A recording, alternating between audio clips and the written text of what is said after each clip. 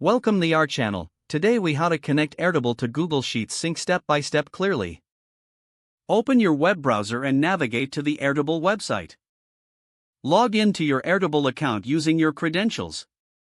Select the base you want to sync with Google Sheets. Click on the Share button at the top right of the screen. In the Share options, select Apps. Scroll down to find the Google Sheets integration. Click on the Google Sheets option to start the connection process. You may be prompted to authorize Airtable to access your Google account.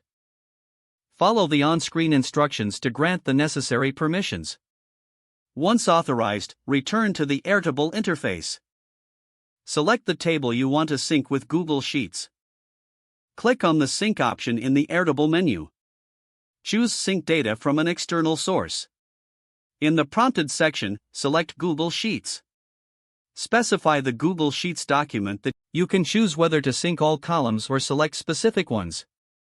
After making your selections, confirm the integration settings. Airtable will take a moment to set up the connection. Once connected, you can choose the sync frequency. Select either manual, daily, or hourly sync options based on your needs. Save your settings and exit the integration menu. Now, go to your Google Sheets account.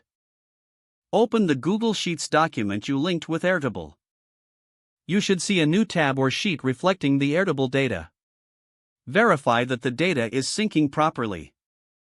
Make any updates in Airtable and check Google Sheets for real-time reflection. Congratulations, your Airtable and Google Sheets are now connected.